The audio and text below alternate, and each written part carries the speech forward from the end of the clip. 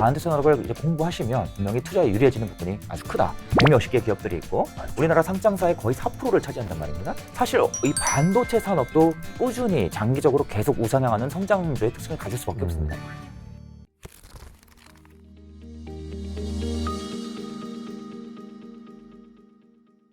저는 진짜 궁금했던 게 필명이 호돌이여가지고 예. 필명 맞습니다. 호돌이 이유는 뭐예요? 이게 무슨 뜻이에요? 그냥 이제 그 어릴 때 집에 호랑이 인형이 있었는데 그때 이제 한창 친구들이랑 이 초등학생 때 게임할 때 쓰던 닉네임이었는데 그거 계속해서 지금까지 쓰게 됐습니다. 별 뜻 없네요. 네, 아무튼 없습니다. 88년생인가? 근데 성함이 너무 좋아요. 본명인가요? 예, 맞습니다. 네. 우황재. 네, 맞습니다. 저희 대박. 아버지께서 지어주셨고요. 근데 이제 지금은 개인 투자를 하고 계시는 분이고. 예, 저는 이제 호돌이라는 필명으로 이제 블로그도 하면서 글도 쓰면서 개인적으로 이제 투자를 하고 있고요. 지극히 평범한 개인 투자자 정도로 생각해 주시면 될 것 같습니다.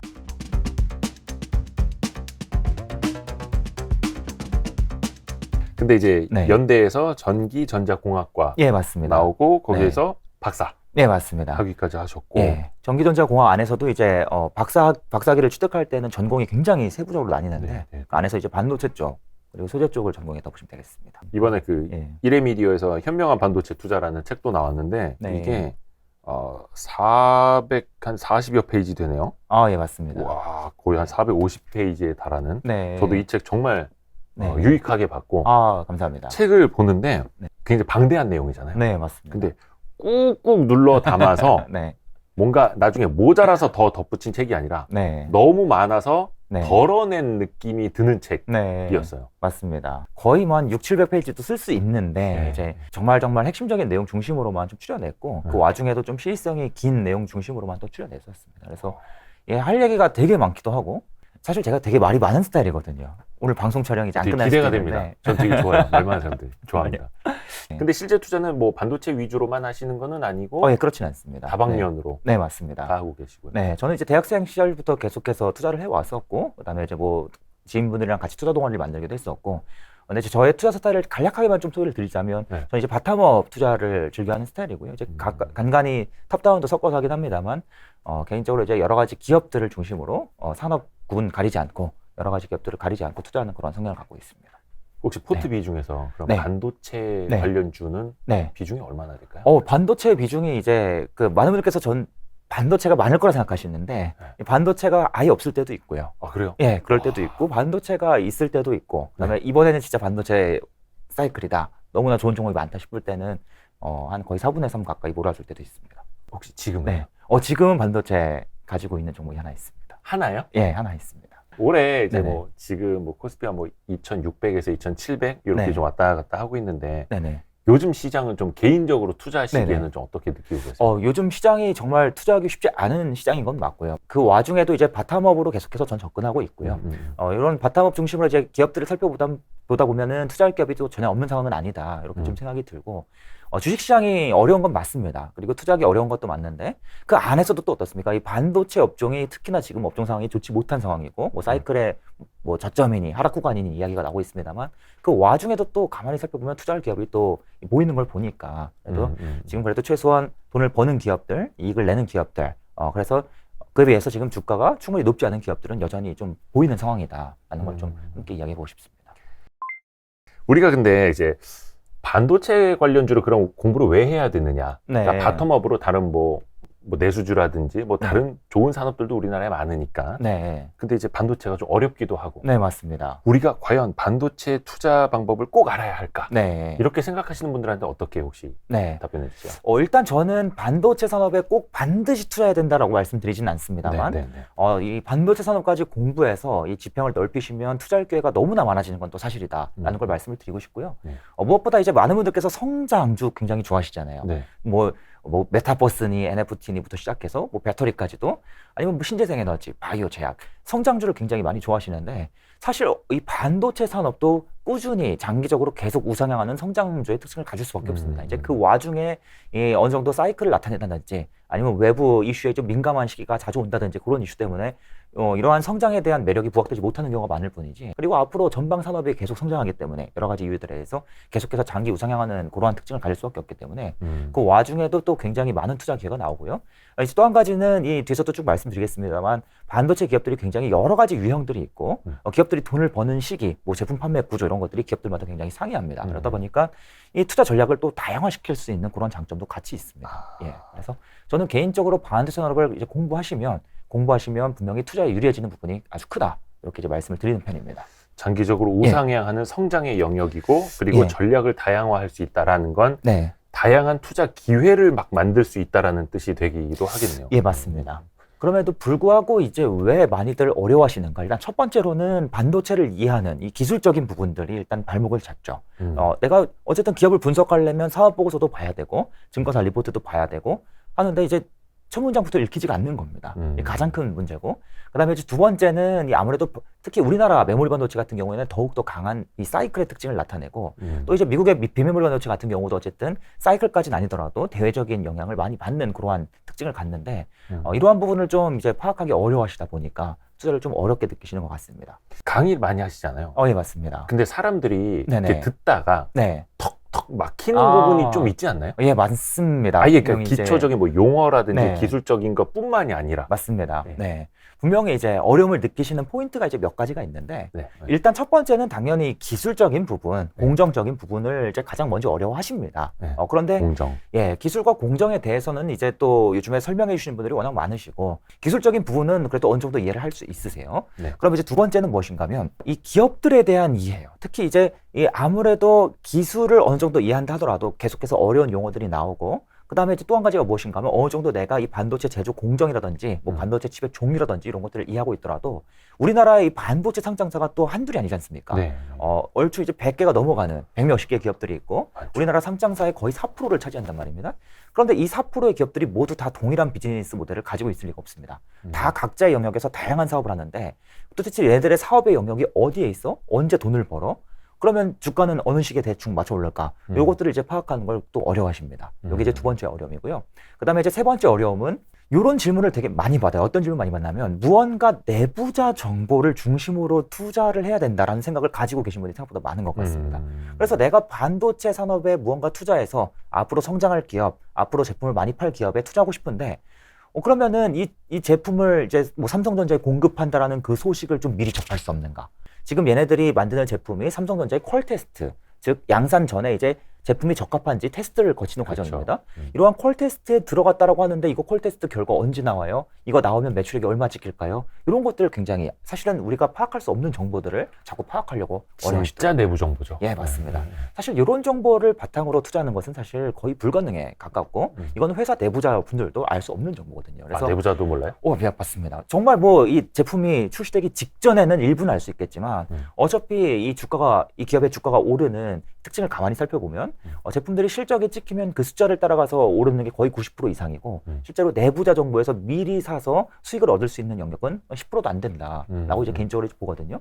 그런데 이제 보통은 많은 분들께서 이런 것들을 자꾸만 캐치하고 싶어 하시고 그래서 기업들 자꾸만 여기저기 막 담당자분들 따라다니시고 막 이런 데서 오히려 더 큰 어려움이 가중된다라고 저는 개인적으로 생각합니다. 알 수 없는 영역을 자꾸만 추측해서 투자하려고 한다. 이런 부분은 사실 우리가 극복할 수 없는 한계점을 명확히 가지고 있다고 생각합니다. 오히려 거기에 비하면 실적을 예측하고 추정하는 게 더 쉬울 수도 있는. 어쩌면 그럴 수도 있고요. 그렇기도 하고 이제 아까도 말씀드렸지만 이 반도체가 사이클의 특징을 갖다 보니까 분명히 우리가 이들 기업에 더욱더 관심을 갖기 시작해야 되고 앞으로 점점점 좋아질 수밖에 없다라고 느껴야 되는 시기는 반도체 업황이 항상 안 좋을 때 많은 사람들이 부정적인 이야기를 하고 지금 무언가 이 반도체가 굉장히 좋지 못한 사이클의 저점이고 다운 사이클이다 라는 이야기가 계속해서 나올 때 저희는 오히려 다음번 상승 사이클이 올 거라는 확신을 가지면서 공부를 하고 투자에 들어가는 게 맞다라고 생각을 합니다. 그런데 이제 보통은 상승 사이클이 온 뒤에 그것도 이제 가격이 많이 오르고 심지어 주가도 많이 오르고 이익도 역대 최대치로 찍힐 때부터 이제 관심을 갖는 분들이 많으시다 보니까 이 투자 실패로 이어지는 경우가 좀 많이 있는 것 같습니다. 투자자들이 제일 간과하는 부분도 사실은 그런 걸까요? 예, 아마도 보기에는 이제 투자를 좀 오래 하신 분들은 이런 리스크를 피해 가시는 분들이 많이 보이시지만 이 투자를 한 지 이제 뭐 한 1년, 3년 뭐 아니면 5년 정도 안 되시는 분들 같은 경우에는 이 사이클의 특징을 제대로 이해하지 못하시는 경우에 이거를 좀 피해 가기 어려워하시는 걸 많이 봐왔습니다. 반도체 투자의 어떤 속성? 혹은 패턴 네. 이런 게 그려진다라는 네네네. 게 혹시 있을까요? 예, 분명히 저는 어느 정도 이제 좀 구분을 해볼 수 있다라고 생각을 하고요. 네. 반도체 하면 가장 먼저 떠오르실 기업으로 이제 삼성전자랑 SK하이닉스가 있지 않습니까? 네. 이 두 기업은 공통적으로 메모리 반도체의 의존도가 굉장히 높습니다. 정확히는 메모리 반도체 안에도 D램이라는 반도체가 있고 랜드 플래시라는 반도체가 있는데 이 D램이라는 반도체에 대한 의존도가 굉장히 높은 특징을 나타냅니다. 그러면 이러한 D램이 이제 어떤 특징을 나타내냐면 이 D램은 계속해서 가격이 꾸준히 변하는 특징을 가지고 있습니다. 이 D램의 가격이 굉장히 막 높이 막 두세 배씩 올랐다가 다시 또 반토막 났다가 또 두세 배씩 올랐다가 반토막 났다가 크게 변동하는 특징을 가지고 있는데 이 삼성전자와 SK하이닉스의 영업이익은 이 D램의 가격에 절대적으로 의존하는 구조를 가지고 있습니다. 가령 삼성전자 같은 경우에는 백날 이 갤럭시를 잘 팔아도 뭐 비스포크 냉장고를 잘 팔아도 어쨌든 이 D램이 가장 중요하다라고 이제 항상 말씀을 드리는데요. 거의 영업이익이 한 60% 이상? 예, 그렇기도 하거니와 문제는 이 다른 사업부에서 벌어들이는 영업이익은 굉장한 정체 상태입니다. 스마트폰에서 이 벌어들이는 영업이익은 이미 2014년부터 계속해서 정체 상태고요. 그다음에 이 가전 사업부도 프리미엄 제품군을 확대하면서 일부 증가하고 있긴 하지만 이 D램에서 벌어들이는 영업이익의 폭은 정말 영업이익이 3배씩 아니면 반토막씩 왔다 갔다 하기 때문에 사실상 삼성전자의 영업이익의 변동성은 모두 D램에서 나타난다라고 볼 수 있겠습니다. 그러면 이러한 D램의 가격이 변할 때 삼성전자, 하이닉스의 이 투자 메리트가 변하게 되는 것인데 네. 이때 이제 삼성전자보다는 아무래도 하이닉스가 좀 더 변동성이 큰 특징이 그렇죠. 나타납니다. 왜 그런가 하면 삼성전자 같은 경우에는 일단 굉장히 다양한 사업을 하고 있고 말씀하신 대로 이 D램의 영업이익 비중이 대략 절반을 조금 넘어서는 수준이죠. 네. 그에 반해서 이제 하이닉스 같은 경우에는 절대적으로 이 반도체에서 돈을 벌어들이는 구조를 가지고 있고 거기에 더해서 고정비 효과가 굉장히 큽니다. 삼성전자 같은 경우에는 이 반도체 사업에서는 이 설비 투자, 고정비가 굉장히 큰 특징을 가지고 있지만 네. 다른 가전이나 스마트폰 쪽에서의 고정비는 굉장히 낮은 특징을 갖습니다.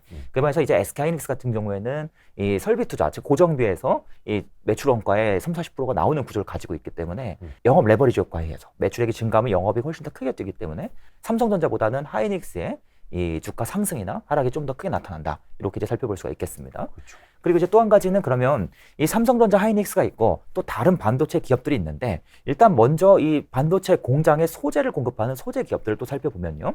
이 소재 기업들 같은 경우에는 분명히 이 메모리 업황에 어느 정도 영향을 받습니다. 업황이 좋을 때 소재를 더 많이 팔 수밖에 없고 좋지 않을 때 좀 덜 팔 수밖에 없는 구조를 가지고 있습니다만 그럼에도 불구하고 이 반도체 산업의 특성상 판매량이 다소 줄어들더라도 계속해서 반도체 생산은 꾸준히 이어지고 그 다음에 반도체 기술이 점점 더 복잡해질수록 소재 판매량은 함께 늘어나는 구조를 가지고 있기 때문에 소재 기업들 같은 경우에는 이익의 변동이 삼성과 하이닉스에 비해서는 월등히 적은 특징을 나타냅니다.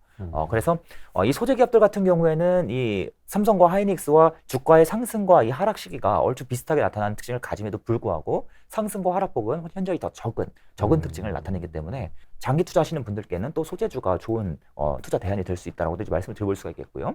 그에 반해서 이제 장비주들 같은 경우에는 굉장히 큰 사이클의 특징을 나타내기 때문에 삼성전자가 장비를 많이 사줄 때가 있고 아닐 때가 있고 또 사줄 때가 있고 아닐 때가 있는데 이러한 시기에 따라서 이익이 굉장히 크게 왔다 갔다 하는 특징을 가지고 있기 때문에 장비주 같은 경우에는 보통 이제 좀 나는 주식 투자를 한 1~2년 정도 단기로 하는 걸 좋아하시는 분들 특히나 더 선호하실 그런 유형이 되겠습니다.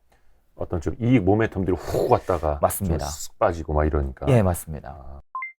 반도체 이제 사이클 부분에 대해서 좀 이야기를 해볼 텐데 이게 사실 제일 논란도 많고 또 제일 어렵기도 하고 근데 반드시 우리가 또 익혀야 될 부분이기도 한데 맞습니다. 일단 반도체 산업에서 사이클이 이거다. 이런 이유 때문에 사이클이 생긴다. 그 이해부터 좀 시켜주시죠. 예, 알겠습니다.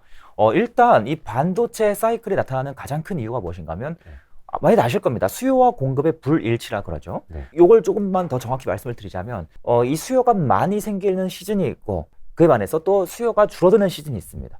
이 공급단도 또 어떤 이슈가 있냐면 반도체 기업들이 공장을 매년 계속해서 증설을 하고 있긴 하지만 특정한 시기에 증설을 더욱더 몰아서 하고 특정한 시기에는 증설을 더 축소하는 이러한 공급에서도 변화가 나타납니다. 그러면 수요단에서도 증가 감소가 나타나고요. 그리고 공급단에서도 증가 감소가 나타납니다.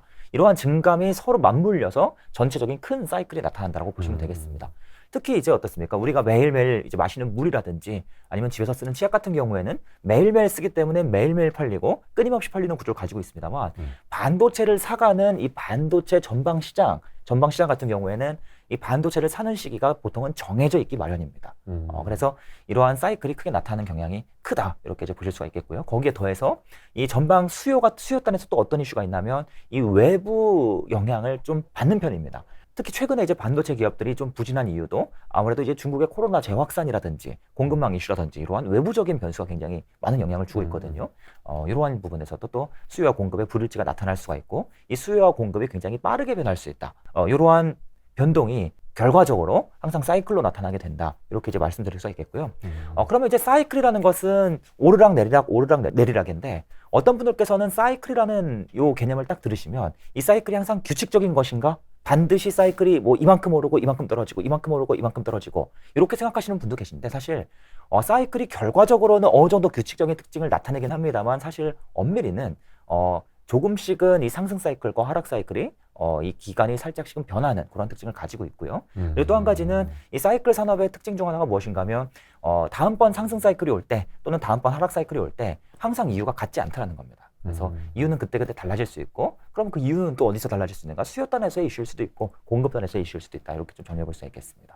좋습니다. 예. 말씀이 빠르셔가지고 보통 네. 유튜브 한 1.5배속으로 듣는데 그냥 정배속으로 들어도 예. 좋을 것 같습니다. 근데 이제 네, 반도체 산업이 네. 그러니까 우리나라는 사실 이제 수출, 네. 제조업 많기 때문에 네. 거의 다 사이클이 있는 산업이라고 보잖아요. 내수 네. 제외하고는. 맞습니다. 그러면 이제 반도체 산업의 사이클은 네. 다른 많은 산업들의 사이클하고 좀 어떤 네. 차이가 있을까? 예. 어떻게 다를까죠? 좀. 네, 그거 좀 말씀드려보겠습니다. 일단 뭐 대표적으로 사이클 산업이라고 하면 아마 이제 많은 분들께서 바로 떠오르실 수 있는 산업은 뭐 예를 들면 화학 산업이라든지 뭐 철강 산업 같은 게 있겠죠. 일단 이들 산업과의 가장 큰 차이점 첫 번째라면 사이클의 주기가 일단 굉장한 큰 차이를 나타냅니다. 반도체 산업 같은 경우에는 이 사이클이 굉장히 짧습니다. 대략적으로 일반적으로 한 2년 상승하고 2년 하락한다. 2년 상승하고 2년 하락한다. 라고들 이야기를 합니다. 반도체 쪽을? 예, 맞습니다. 네. 반도체, 우리나라 메모리 반도체 같은 경우에요. 그렇죠. 그런데 이제 화학이나 철강 같은 경우에는 이 사이클의 주기가, 상승 하락 주기가 정말 10년 단위까지 갈 수도 있습니다. 그래서 7년 보합이고 3년 상승하고 또 그다음 7년 부진하고 또 3년 상승하고 뭐 이런 특징을 나타낼 수도 있고요. 그다음에 이제 뭐 해운 같은 경우에는 진짜 10년 이상의 사이클이 나타나기도 합니다. 그래서 어떤 이슈가 있냐면 이 반도체 산업의 사이클 같은 경우에는 내가 이 하락 사이클에 매수를 했어요. 네. 다음번 상승을 기대하면서 하락에 매수했지만 이 하락이 언제까지 갈지 알 수가 없잖아요, 저희가. 어쨌든 내가 계속 적립식으로 매수를 하다 보면은 생각보다 다음번 상승 사이클이 빨리 온다라는 겁니다. 적립식으로 투자하다 보면 예, 맞습니다. 그런데 문제는 LG화학 같은 경우에는 제가 아직도 생생히 기억납니다. 2009년, 2010년 이때 투자 한창 할 때 LG화학 그때부터 앞으로 전기차 확대된다. 이 배터리 잘 팔린다. 그런 이야기 굉장히 많았었거든요.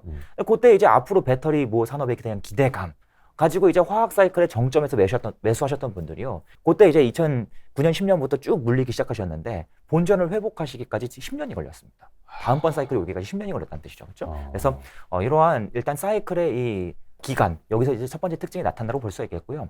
그리고 이제 또 한 가지는 반도체 산업은 훨씬 더 중요한 특징 한 가지를 가지고 있습니다. 바로 무엇인가 하면 예를 들어서 건설 산업 같은 경우에는 과거에 우리나라의 이 부동산 시장이 성장하는 과정에서 수많은 아파트를 계속해서 짓는 과정에서 일단 크게 성장을 했고요. 네. 그리고 이제 간간히 또 부동산의 영향을 받으면서 상승 사이클이 나타나기도 하고 하락 사이클이 나타나기도 하였습니다만 또 2000년대 들어서 중동적으로 시장을 확대하면서 네. 2000년대 초중반에 또 크게 한번 성장을 했었습니다. 네. 그리고 이제 또 하락 사이클이 왔었죠. 그런데 그 다음번에는 또 큰 사이클이 언제 오는가? 아직까지 나타나지 않고 있습니다. 지금 10몇 년이 지났는데도 나타나지 않고 있어요. 왜 그런가 하면 더 새로운 시장을 계속해서 개척해 나가면서 이 파일을 계속해서 매출액을 계속해서 확대해 나가는데 분명히 한계를 가지고 있기 때문에 건설의 경우에는 맞습니다. 그래서 뭐 동남아에 가겠다 아니면 뭐 디벨로퍼 사업으로도 확대하겠다 이런 이야기가 나오지만 그럼에도 불구하고 아직까지는 이 사이클이 우리나라의 부동산 시장과 엮여서 부동산이 이 공급이 많아질 때 이익이 증가하는 특징을 나타내지만 그럼에도 불구하고 이 상승 사이클이 나타난다 하더라도 종전에 커다란 이 중동으로 진출했을 때 이 커다란 상승 사이클에 비해서는 이 사이클이 굉장히 작은 규모로 나타나거나 전고점을 뚫지 못하거나 전고점에 준하는 수준으로 사이클이 끝나는 특징을 갖습니다. 화학도 좀 비슷한 특징을 갖습니다. 과거에 우리나라 경제 성장기에 큰 사이클이 나타났고 그다음에 이제 2000년대 중국이 성장하면서 또 큰 사이클이 나타났지만 그 뒤에는 이제 경기 호황이와 뭐 수요가 다시 좋아져 다시 한번 상승 사이클이 나타나더라도 이 상승 사이클이 이 꼭지가 명확하게 제한되는 갇혀있는 사이클. 예, 맞습니다. 갇혀있는 일종의 이제 박스권이라고 볼 수가 있겠죠. 네, 네. 그러한 특징이 이제 명확하게 나타났는데 그럼 이들 기업은 무언가 다음번 상승 사이클을 더 크게 키우기 위해서는 새로운 시장으로 계속해서 진출하고 새로운 사업을 확대해야 되지만 그게 쉽지가 않다라는 거죠. 하지만 이제 반도체 같은 경우에는 이 사이클이 오르락 내리락 나타남에도 불구하고 계속해서 안정적으로 우상향이 동시에 일어나는 특징을 가지고 있습니다. 이 상승 사이클의 고점이 계속해서 높아지는 그러한 특징을 나타낼 수밖에 없어요. 그 이유가 무엇인가 하면